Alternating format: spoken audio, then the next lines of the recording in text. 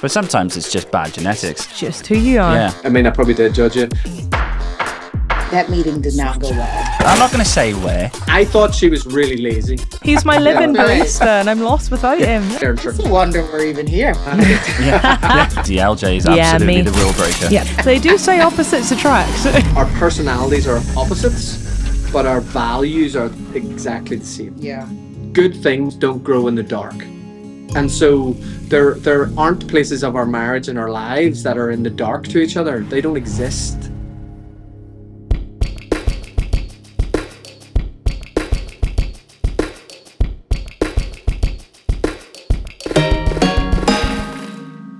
Hello and welcome to another episode of Couple Goals, a brand new podcast from Care for the Family. We're so excited to have you with us as we chat to different couples, hear their stories and discover little gems of wisdom that we can apply to our own relationships. I'm LJ. And I'm Luke. And during these episodes, we're not just going to ask our own questions. We'd love to ask your questions too. So please get into the comments section, leave some questions for us to ask, and we would happily ask them for you. Please don't forget to like, follow, subscribe across our various social media channels. You can find us on Instagram, TikTok and YouTube. Just search for Couple Goals Pod and you'll find us. And today we are talking with the lovely Andrew and Dana Masters. Dana is a singer-songwriter who has toured around the world with artists such as Van Morrison. Andrew is planted in Leeds and is a senior leader at a church in County Down, Northern Ireland. And they are both long-time friends of Care for the Family and have hosted couple content for us such as Date Night in a Box and the pre-marriage session. So welcome, Andrew and Dana. Hi guys. Hi, guys. Hey. Thank you so much for being with us today. Yeah, no problem. Yeah. It's so lovely to catch up with you. I mean, we were trying to figure out how many years ago was it that we last saw you guys? Yes. Because as we say, we are old friends and we have worked with you on some of the things in the past as well, haven't we? Yes, It's it was the been a pre-marriage while. sessions, wasn't it, that we worked on with you it last? was. I don't remember how many years. Time doesn't work in my brain. Me It neither. could have been last week. It could have been 10 years ago. I don't can't know. remember. I just remember we spent a few nights in a barn together, somewhere outside of Bath. That's the one. That's it. And I'm yes. pretty sure we stayed up late and set the worlds to rights, yeah? Yes, absolutely. Absolutely. It's good to see you guys again. You too. Right. So, Before we get into it, we have to do my favourite part of the podcast. we've got this lovely little wheel that we have to spin. I say have to because we get made to do this. And it will land on a colour and there'll be corresponding cards on the table and we will have to pick it up and answer the little question that's on there. And as anyone who's listened before knows by now, we don't know what the questions are and it's going to be a bit of fun. So on and so on and so on. Okay, so ready for a spin?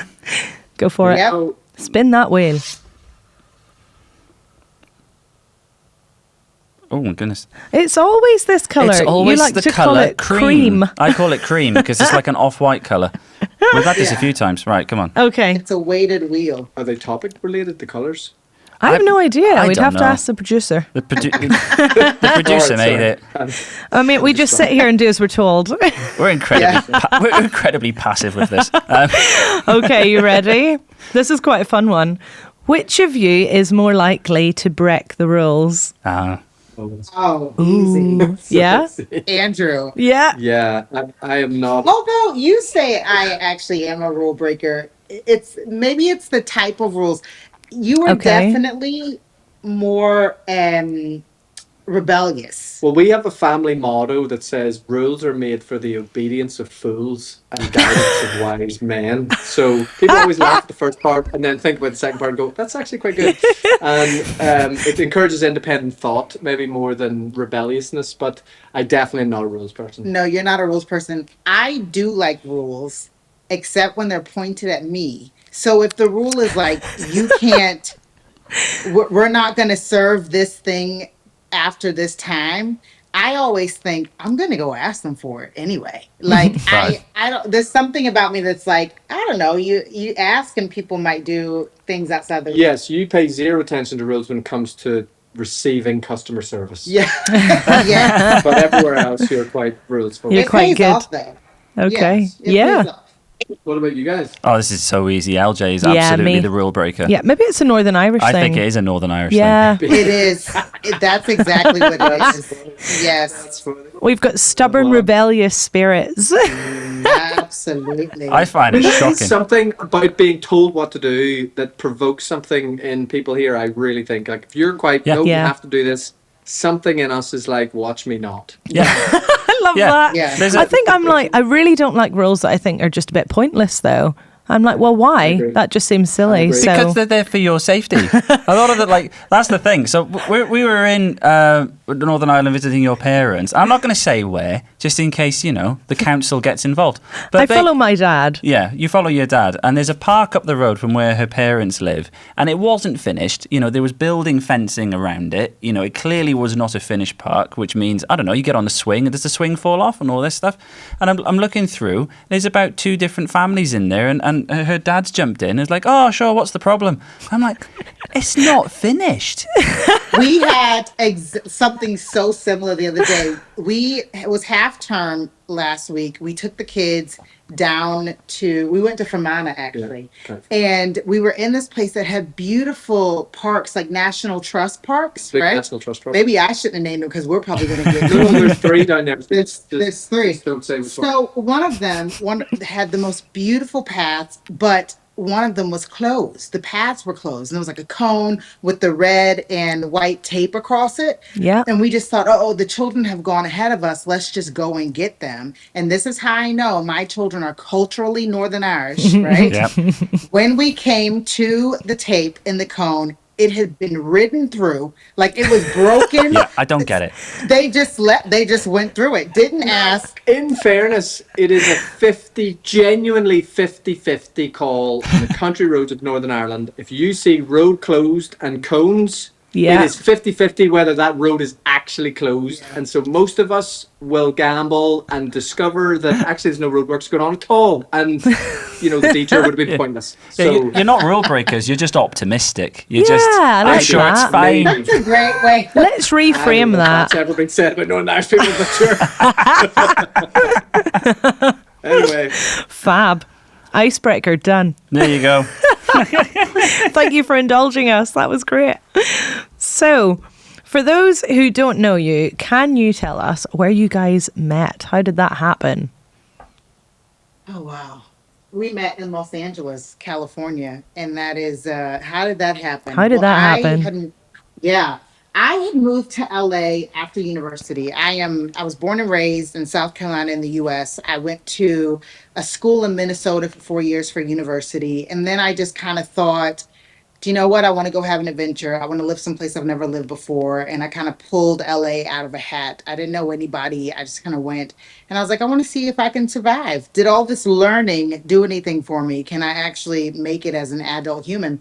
So I went to LA, did that. I was in LA for 4 years. But halfway through my time in LA, this one shows up. How did you get to LA? so I was working in Christian ministry and leadership here in Northern Ireland. So this is 2004, 5, 6 sort of time period. So it's a bit of a while ago now. But was asking loads of fairly major questions around Christian leadership, church structure, theology, all those sorts of things. I was studying theology part-time at Queen's in Belfast. And I guess I was struggling to find places here that were really speaking to some of the questions that I was asking. And then I found a master's program in LA. It was a combination between a seminary out there and a church. And I was going to a conference out there, and then I stumbled upon the master's degree on the church website a couple of weeks before the conference, and thought, jeepers, this course has been designed to answer or speak to the questions that I'm asking. And so I met with somebody while I was out at the conference, applied for the program, was accepted, and then I moved out to Los Angeles in August 2006 to do a 2-year master's degree in entrepreneurial leadership with them and the seminary. And the first weekend I was there, I think The first weekend we met at the lead pastor's house. He did a barbecue for all of the students in your program. Yeah. And that meeting did not go well. Okay, that sounds dramatic. Oh. I was like, there was no drama. I was Right. with an Australian roommate, and everyone that came up to say hi to us basically asked one question and then left. It was like, where are you Okay. from? Ireland, Australia. Oh, nice to meet you. And then that was the end of conversation. So we were just getting a little bit bored. So he said he was from Ireland and I said I was from Australia. Right. I'll be honest with you. That stage in my life, I couldn't have told you the difference between the two accents. Oh, they're I so wasn't, similar, like, obviously. so yeah, good. yeah. Did you attempt So a then- different Yeah. accent as well, Andrew, or not even No, bother? not at all. Yeah. No. I just said, no, I'm from Good Australia. eye, And he mate, said, from and I'm Canny from Ireland. Down. Yeah. Yeah. And then, yes, nice. And then Dana was unique in that she wanted to keep the conversation going. At which point, Okay. it was like, oh no, she's now asking me questions about Australia and him questions about Ireland. So we had to come clean and be like, actually, I'm Irish, he's Australian. At which point, Dana said, oh, and just literally turned around and walked away. Grossly offended. So Right. I didn't think it was funny. we called you, Russ and I called her the Ice Queen for a little while. Wow. Great Yeah, start. so Because you're so we got cool. off.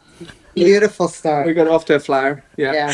I love it. So Yeah. But obviously it turned into love at some point. and Yeah. So were you friends just- for a while?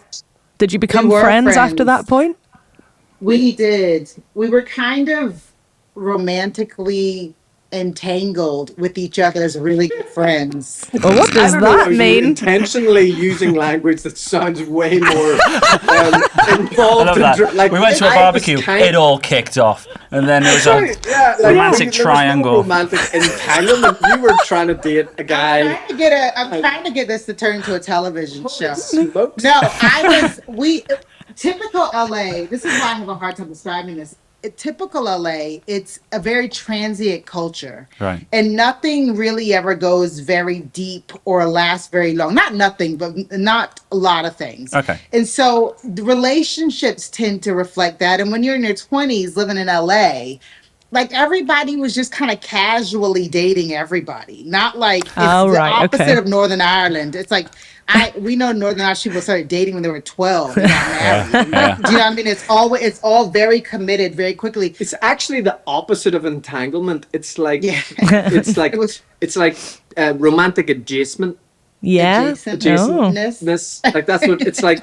It's really difficult to figure out. Are we dating? Are we not dating? Yeah. We're kind I of feel like romantic- we're okay. yeah, we're dating. romantically going in the same direction for a bit until Yeah, the car turns left but- and right. But Yeah. you might be romantically going in the same direction with somebody else at the same time too, and you don't know, and there's all that going on. So we were in that sort of situation with with each other's good friends. with each other's good friends. Right. Yeah. Okay. And then that didn't work out, and then we were talking. I came home for Christmas. No, I came home for a visa thing, and while I was home processing with my parents actually about this other girl, my mom actually said, "I don't know what you're talking about that other girl for.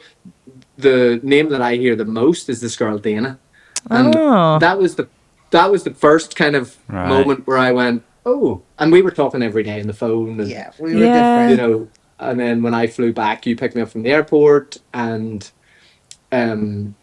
yeah, then we started.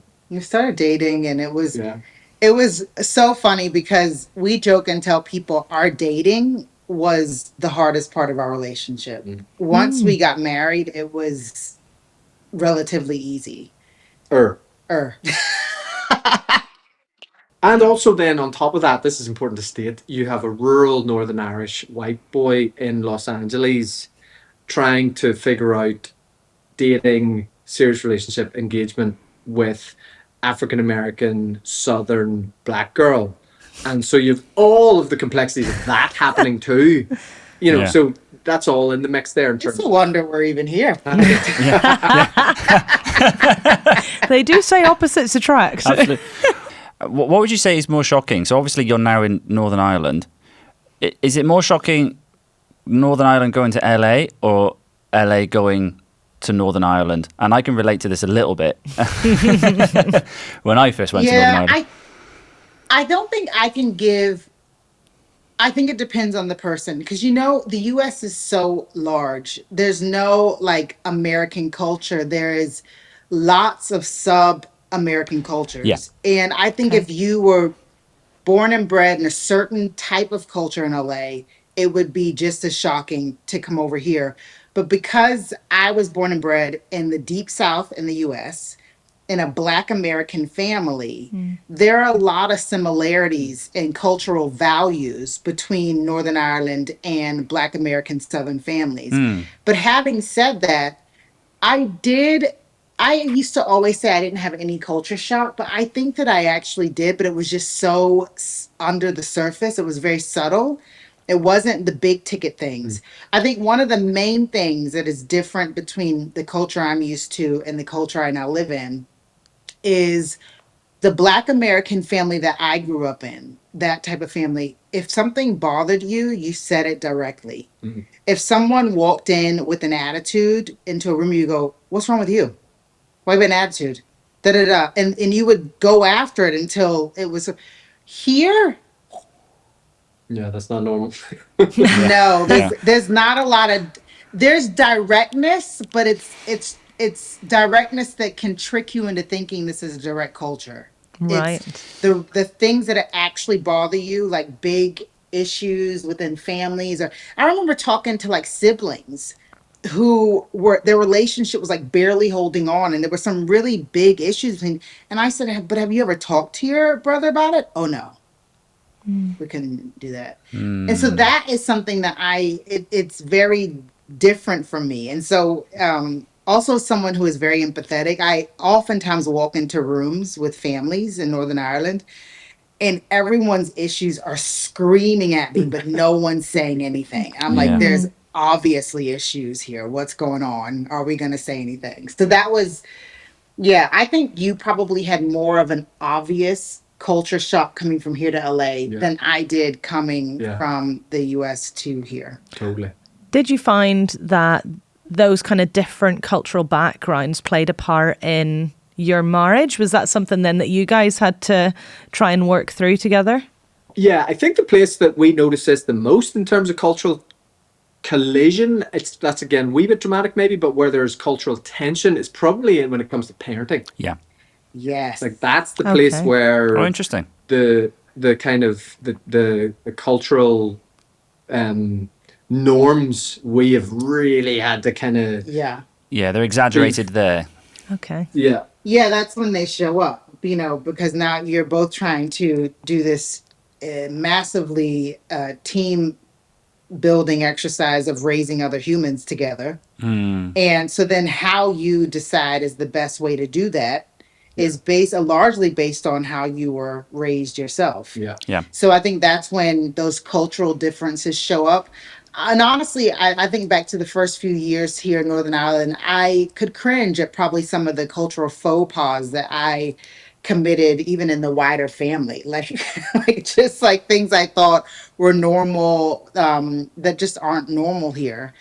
But all in all, I think that cultural differences haven't been our biggest conflict. It's probably just been personality differences. I was going to say, like, would you say you are very different personalities? Because I remember that's something we've talked about before. Because I think me and LJ are quite different.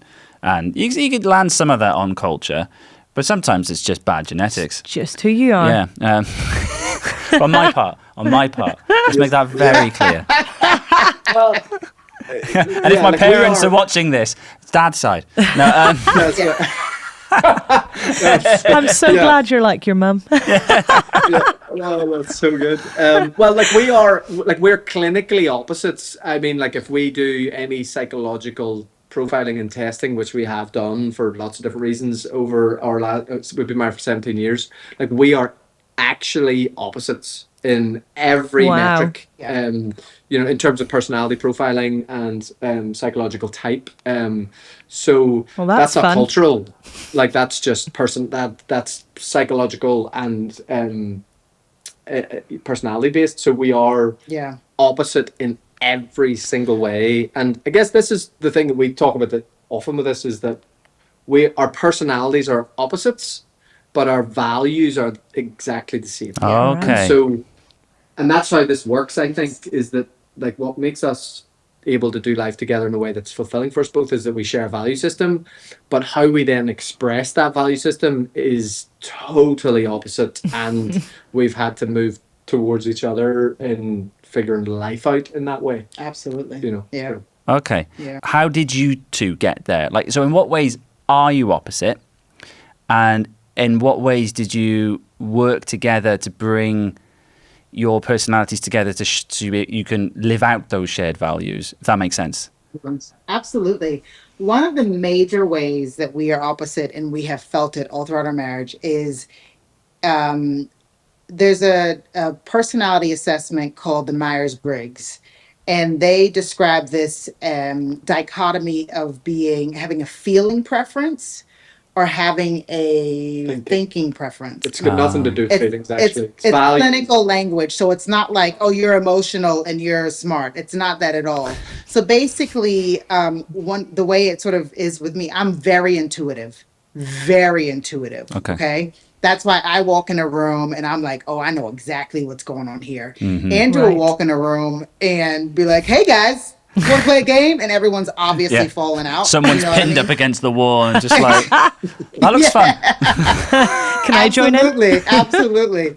So what that means, and this was really tricky early on in our marriage, and for those couples listening, and you are opposites, I don't think that you get to these places of sort of I don't want to say peace, but where you've learned each other and you without a few years of like blunders with each other. So for me, looking back on it, giving each other grace is such an important part. Just assuming the best about your partner as much as you can and giving grace while you're making these blunders. But one of the ways this would roll out is, for instance, there would be like a situation, and it just didn't feel right to me that maybe we were walking into, or something that we were thinking about doing or getting involved in, and it just didn't feel right to me. And Andrew is really intelligent. It's one of the reasons why I'm very attracted to him. And he didn't understand that language. What do you mean it doesn't feel right to you? Can you put into words? Explain. Tell me You need to exactly. Explain. Right. But sometimes highly intuitive people, they don't have the vocabulary assigned to or the explanation. It's not a logical thing. Yeah. Yeah. So I would then say, well, you're saying you don't feel good about it, but there's not. Where's your evidence? That's based on nothing. Therefore, Yeah. we're going to go do that. Yeah. 17 years later, I have learned to really pay attention whenever Dana's waving that flag. And that's not an often thing. Right. Like, that's the other thing. It's not happening every day or even every week or even every year. But there's been a few things in our marriage where she has said, I don't feel right about this. And one really significant event early in our marriage, and I was like, what are you talking about? It's this person and it's this thing. And like, what? Based on what? And she was like, I can't explain it. I just don't feel right about it. And we actually went on, and like there was nothing that compromised us. There was no immorality in any of it, but it turned out that her feelings were absolutely right, and that something quite significantly negative was going on with that person. That all came out later, whatever. Now, if we're going into something or we're around something and Dana's waving that flag, I don't need an explanation. I go, you move through the world through a different set of lenses than I do, and you see things that I can't see, and I'm satisfied with that now through experience. And so that all sounds quite heavy and extreme, but that's a good example of one of the spaces that we've learned to, or I have learned to really value something that makes no sense to me. And that's even that sentence is 15 years ago, I couldn't have said that. How could you value something that makes no sense? Yeah. That's like me speaking a language that I don't understand. Yeah. You know, it's like, but I am speaking a language I don't understand, but I have learned to have value for it. And I think that's just comes through hanging in there and talking lots. One of the maybe slightly more lighthearted ways that we've had to learn to do this is how we rest is total opposite. So a rest day for Dana is pajamas, literally leave the bedroom for essential purposes only. Food. And You're my girl, Dana. Just You are food? my girl. Just food. Just food. like I am like, so for me, like a day spent like that, I literally will be having to talk myself off a cliff edge of shame by the end of the day. Right. Like that's like almost, in terms of my emotional system, that almost is like sinful in my wee mind. That's just You've hilarious. done nothing today. Like, you literally did nothing. You sat in bed all day. How are you not full of self-loathing at the end of it? So That's good. how I was feeling. I'm full of self-love. Listen, and by the way, my bad days don't happen often. No, they're very rare. Super I rare. wish they happened more often, Yeah. actually. So when they But come, even, you like- take them. Well, but or even like there's a spare hour in the afternoon, and if I come home and it's got all her work done, kids are out, whatever, I can guarantee you she will be in bed. Maybe love not necessarily that. Yeah. sleeping. Yeah. I couldn't do that. Resting. That would be like, whoa. Like, honestly, that I feel uncomfortable considering that as a choice. That's I'm actually starting to feel really anxious good- talking about it. Oh. Yes, he does. He's getting like Genuinely, he feels that's like not an exaggeration. I genuinely, that Your makes me intuition's feel kicking in. anxious. you need some water. Honestly, it's But that's actually a really good example of, because you can be opposites personality wise, clinically wise, but actually maybe that's cultural, but it's more like family culture also. So Yeah. I think like I was never taught to feel bad about laying down in the middle of the day if you felt like you needed to lay down in the middle of the day. It was never a thing. And the women in my family worked incredibly hard. Yeah. Like they still do, which is one of the reasons why they're like, I need to go lay down for 20 minutes, you know? Yeah. Whereas I think in Andrew's when I say family culture, I don't even mean like the nuclear family, just like that is not like, what do you mean you're sitting down in the middle of the day? Like there would be a lot of judgment over Totally. that. Like, if you were It's sitting like, down when as you're there sick, should there's be. judgment. Like you've got your. I mean, there is a caricature stereotype of kind of the Ulster work ethic wrapped up Yeah. in all of that. Of like, even if you're sick and you're sitting down, people will be like, huh, So And you have to do it secretly. Like Yeah. you don't tell people like you're off sick and you're in the bed. Yeah. You have to, and I'm like, this is so interesting. But I think too, we find when we're talking to other couples about this very thing, so if like they're having conflict, a lot of times what's really funny is we frame things about our partners as if they're moral issues. Yeah. And if they're bad, I remember early on in our relationship, you actually did something for work where you had to go through quite a hefty psychological profiling or whatever. Yeah.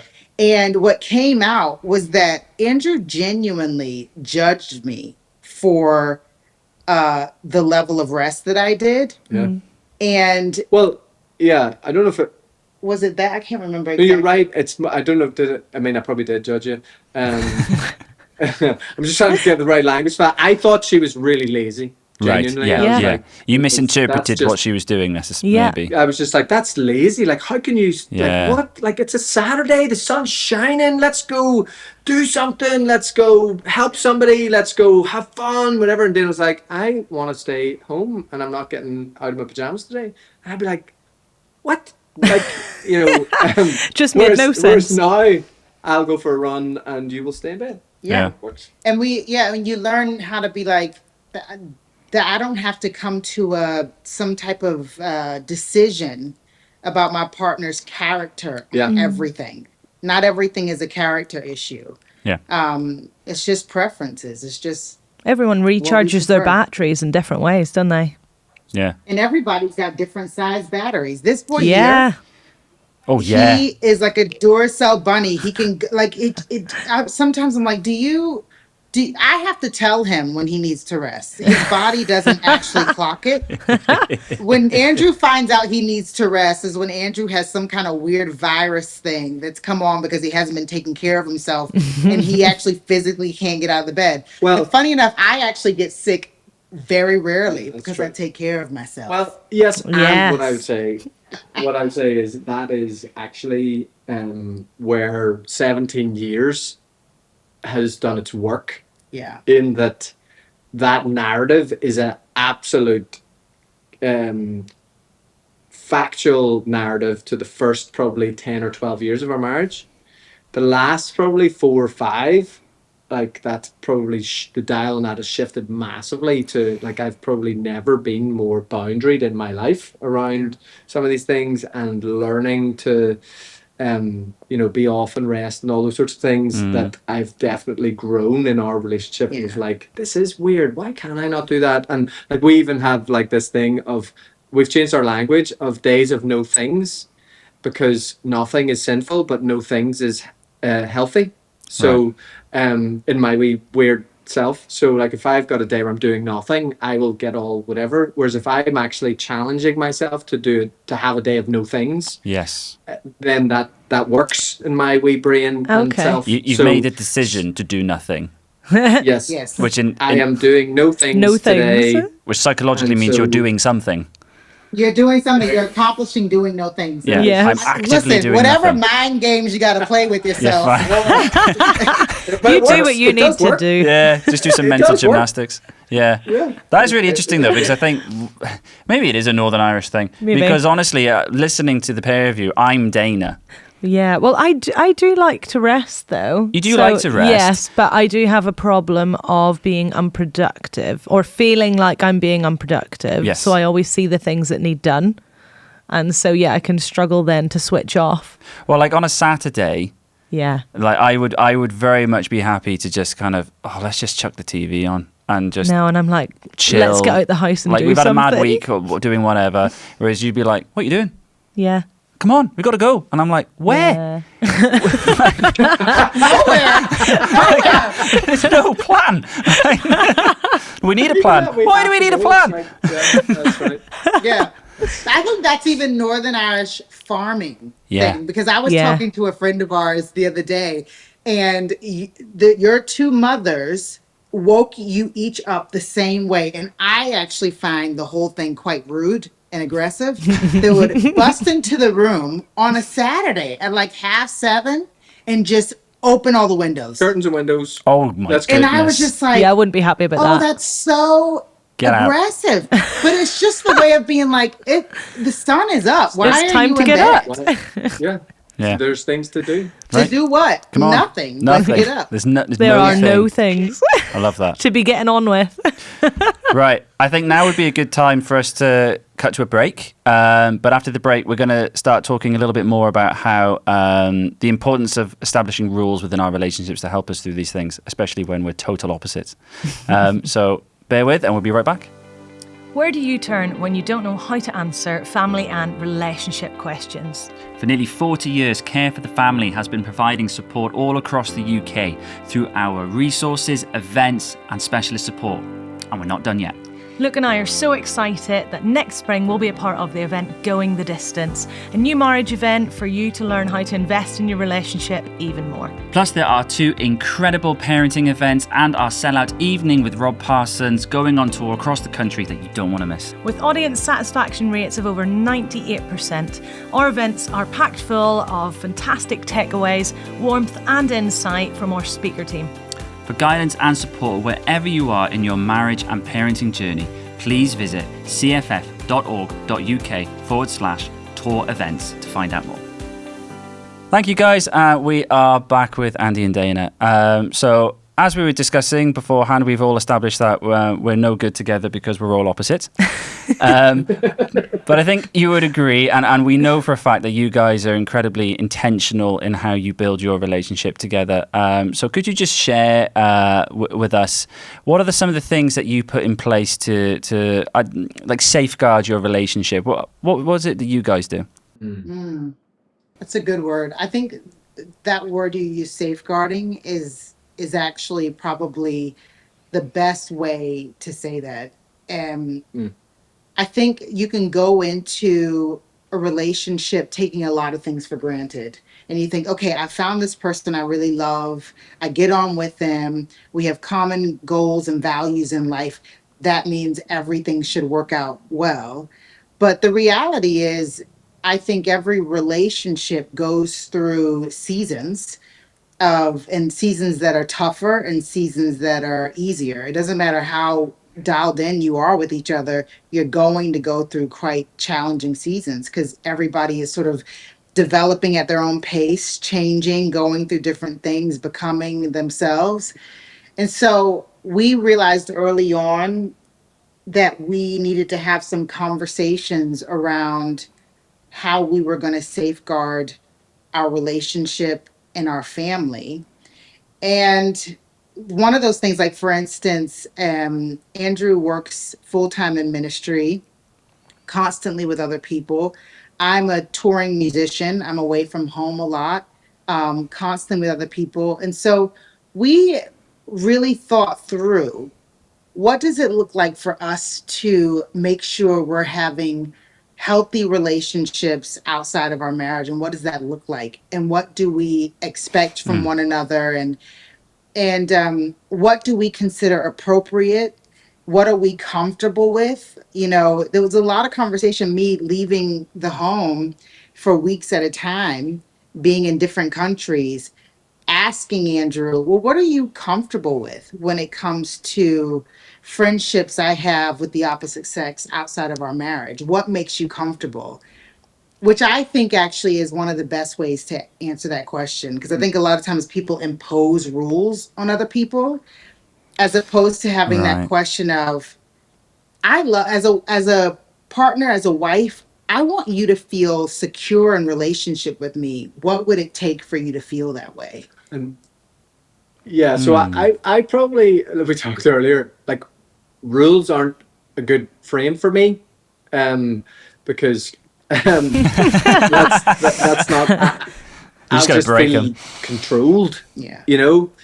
What we Yeah. talked about really were about habits and safe Okay. habits, and like, unfortunately in my work I end up working through marriage breakdown, family breakdown, sometimes breakdown and recovery and restoration, but one of the patterns that I think is um 100% true in every situation like that I've been in, is there is a sense of, how did we get here?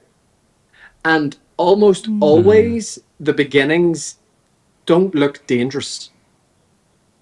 The things that lead marriages to actually um, break down start in things that feel quite benign and not that big a deal. And so we tried to be really explicit about the kind of habits that we wanted to build in our marriage. And like, one of those was not really spending time alone with members of the opposite sex.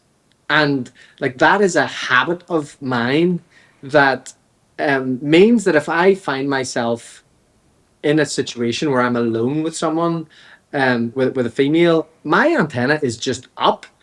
Now, some people think that's so extreme, and how does that even work? It's not even realistic, and all those sorts of things. And there's some truth in all of that.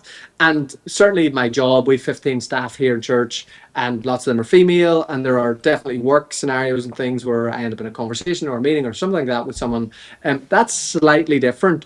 But even in the difference of that, there is something going on in me of like, this is both I and them. There's an exposure that's going on now that I just need to be really, really aware of, and to not allow myself to become desensitized to the things that actually lead us in a direction that we don't want our marriage to go. So, and I think that's probably the way we've tried to safeguard our marriage around communication, phone. So again, not for everybody, but like, we only have shared bank accounts.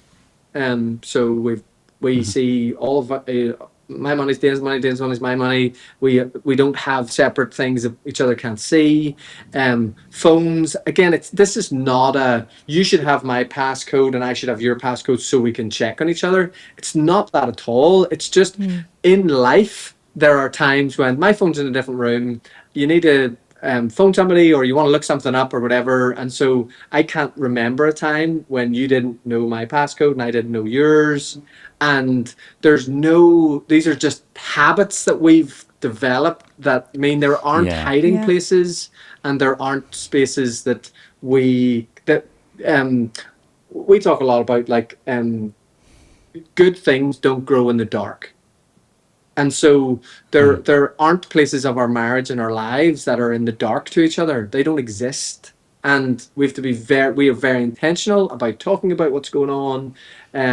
Even we do this less so now, but whenever we first got married 17 years ago, we literally had a habit of checking in with each other. We had almost no money at all, and Dana wasn't able to work, and I was working in a fairly poorly paid job, and we had a habit that we would check in with each other if we were going to spend anything more than It's like 25 pounds I or think something. it might even be less than that, but it was in that sort of category.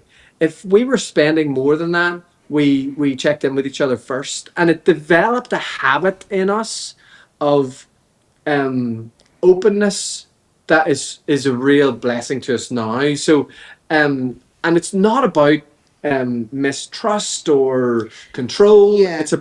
It's about unity and connection and wanting. Common goal also, Yeah. because like we're saying all these habits that we have, not saying you need to have Yeah. those habits, but we sat down early Yeah. on our marriage and said, where do we want this to go? What do we want to create?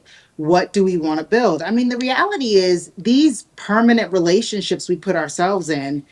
I mean, when if you ever go to get a divorce, you are essentially dissolving a business. That is how the government sees it, and that's how it sort of happens. And so, what we're doing is we are building something together. And so, I think the first thing you have to ask yourself is, what is our vision for the future for this relationship? You will not get there if you don't put some habits in place. And the habits you put in place should reflect what your vision is and what your goal is. Our personal goal is that we never want to be unfaithful to one another with other people. And what we know for sure is it is a lot easier done than you think it is, especially when you're in those first days of just being in love and all you see is that person. The reality is like it's actually super easy to be unfaithful. And so we sat down and we said, here are the guardrails that we're gonna put Yeah. in our relationship so that even if you have to you're having a meeting with a woman, my co-writer for a lot of my songs is a man. Yeah. Even if we find these situations where we have to go past the guardrails, nothing dangerous has happened, Yeah. and we're very transparent But with each other. And so after 17 years, there's a level of trust and transparency that go hand in hand, probably in every area of our lives, financial. and they're not all grandiose, some of these habits. So like some of the most simple stuff that I think is one of the secrets to our marriage is Dana gets up earlier than me during the week. She gets up at 5:30. I get up at 6:30. I get up earlier than her in the weekend. And so during the week, my day starts with Dana brings me a cup of coffee in bed at 6:30. And on the weekend, I bring her a cup of coffee, depending on what time she's planned to get up. Or if I'm leaving early because I've got sport with the kids or I'm going over to church and she's not up yet, I'll make her a coffee, put it in a thermos flask. And while she's still sleeping, it's beside the bed. So when she wakes up, there's coffee beside the bed. Like that's a habit for us now that's like got nothing to do with how we're feeling. It's got nothing to do with what sort of season we're in terms We'll of be mad at each other, like, bringing each other coffee. like but there's something in the habit of both receiving and serving each other that begins our every single day that is it's a foundation to kind of keeping us kind of connected, not just in emotion but actually in action. And so it's right into those kind of spaces where we are very intentional. We would be really cognizant on a used to be weekly basis. It's now probably more on bi-weekly or even monthly, just with the stage of life our kids are at, that we are having at least twice a month dinner that's just the two of us, whether it's in the house or out of the house, and that is non-interrupted by screens, other people, all that sort of stuff. We designed our house with no TV in the living, kitchen, dining space. Again, very intentionally, that the space we are in the most, the habit is conversation and connection as opposed to distraction and avoidance. Which can often be the unintended habits that we fall into. And so those things are how we've sort of approached that in being very, very intentional and explicit about what works for us and what we want to do to limit the exposure to poor choices. And someone asked this once, I'll finish with this. Years ago, when we were talking about our boundaries, and they're like, gosh, you really must not trust each other. And I actually said, oh, it's total opposite. I really don't trust me. Like, I don't think Yeah. I'm above a stupid decision. And so I want to design my life that makes it as hard as possible to make a stupid decision. And that's kind of how we've both done that. It's not that I actually don't trust Fiona. It's that, like, I want to make sure that I'm limiting my own exposure to doing something stupid. And I think likewise. Absolutely. Yeah. No, that makes total sense. Yeah. And I think, to be fair to yourselves as well, with the habits that you've put in place and the safeguards you put in place, your jobs are fairly extreme in that, like, Dana, you're on the road away from Andy for a very long time in an industry where, you know, like, a lot goes on behind the scenes, backstage, supposedly. And Andy, you are in a position of vulnerability. And a form of intimacy in some ways in the ministry that you're in. So I think what you're saying, like, the principles of it are incredibly applicable across the board. It's just start with communication. And I think because you're opposites as well, and we're opposites in a certain degree, it's, well, I'm better off asking you what you would like me to do. Yeah.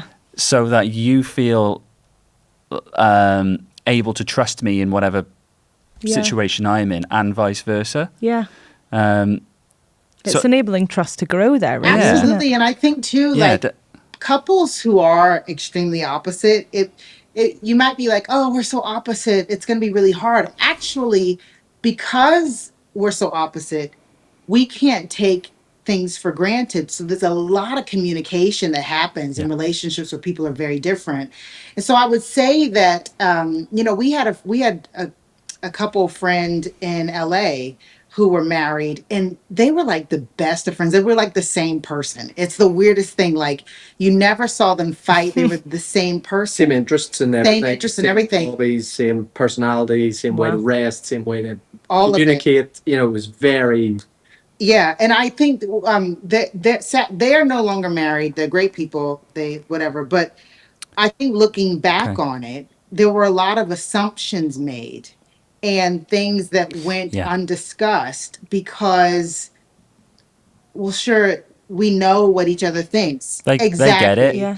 Whereas I will tell you that Andrew and I, the amount of communication we have had to do because we are both so different. 17 years in, I will say to you, it is paying off because we've learned not to take things for granted.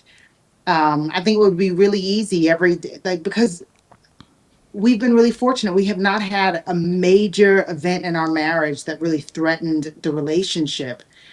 And I think it'd be easy to even take that for granted and just sort of coast and go, well, I don't have a problem with being attracted to other people or having an inappropriate relationship. So I'll take those guardrails down. And I think for both of us, we just go, no, I think we're here because those guardrails were up. And that's our experience. And we do have this unique perspective that I feel really grateful for because of Andrew's job. You know, for the last 13, 14, 15 years, we've had the privilege of walking with people through some of the best parts of their lives and some of the worst parts of their lives. And we've had the privilege of people trusting us with their stories. And what we have learned personally from that is that everyone thinks there's a quote unquote normal marriage, and not one marriage we've ever seen has been the same as another one. There is no normal, you know.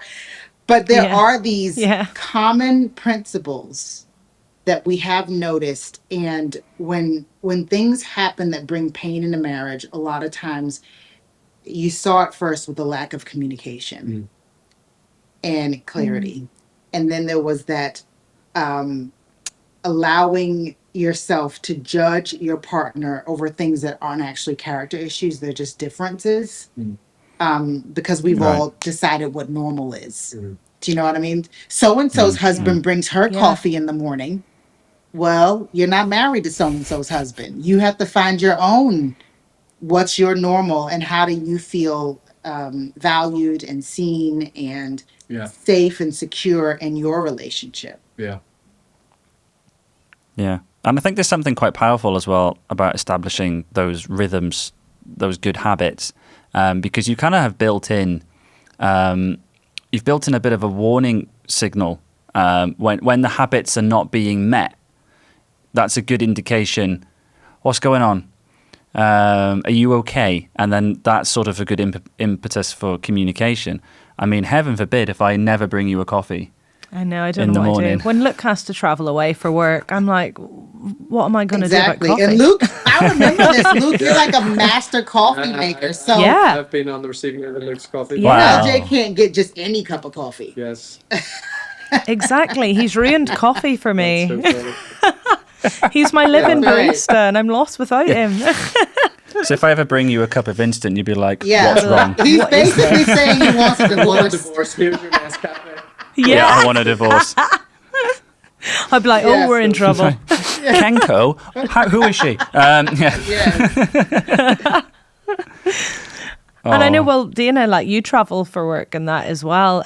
So how do you guys manage, to still kind of stay emotionally close, I guess, whenever, Yeah. you're physically distant from each other? Yeah, practically, what Yeah. would that look like? The honest answer is not easily. Yeah.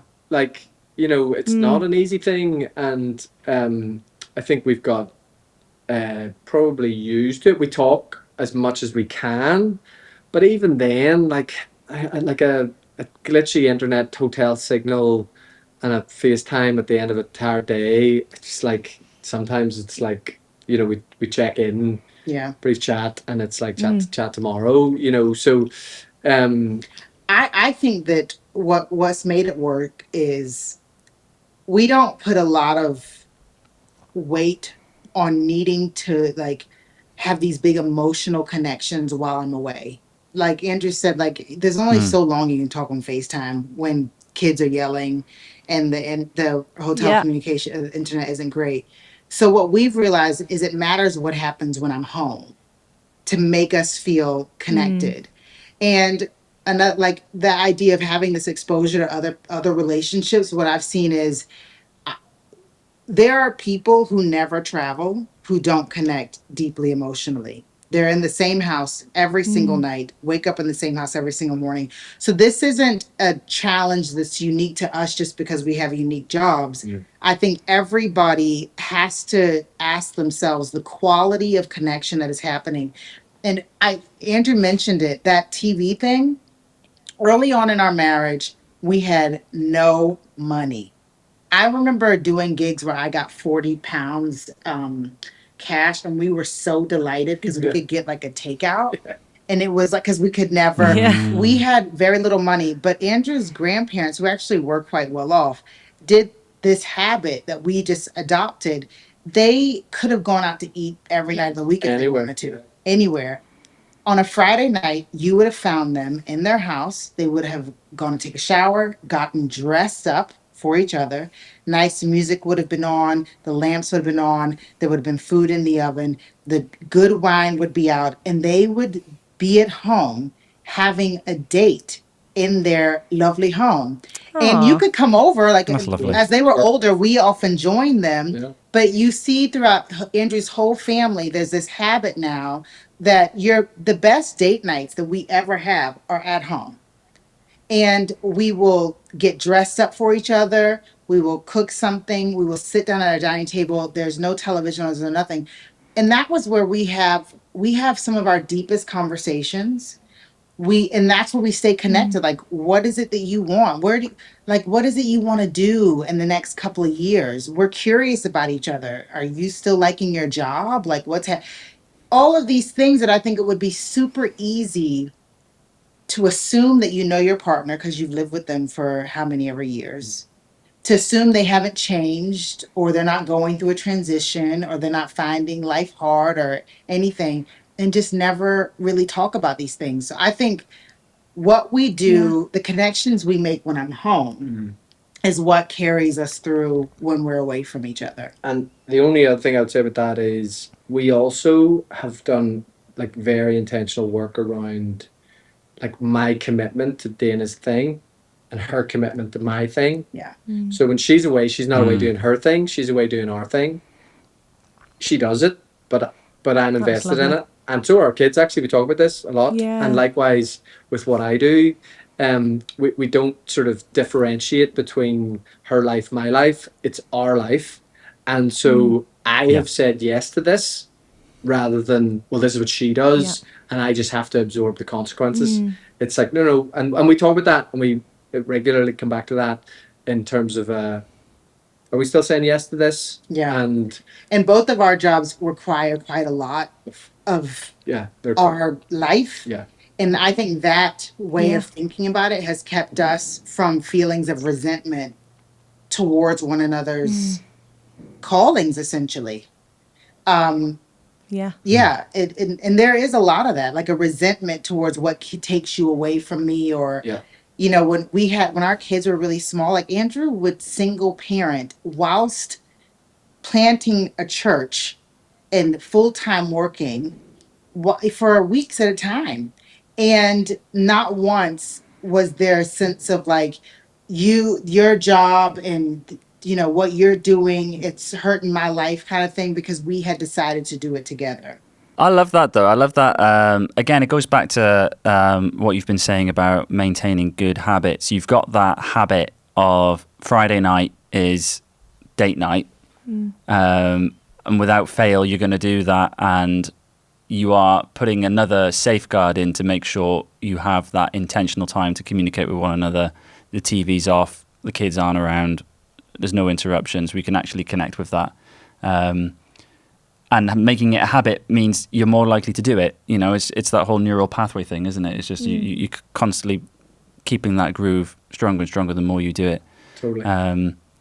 Yeah, we're going to have to do that. Get a date night in, yeah. We're going to get a date night in. I'll listen to someone, babe. Thanks, guys.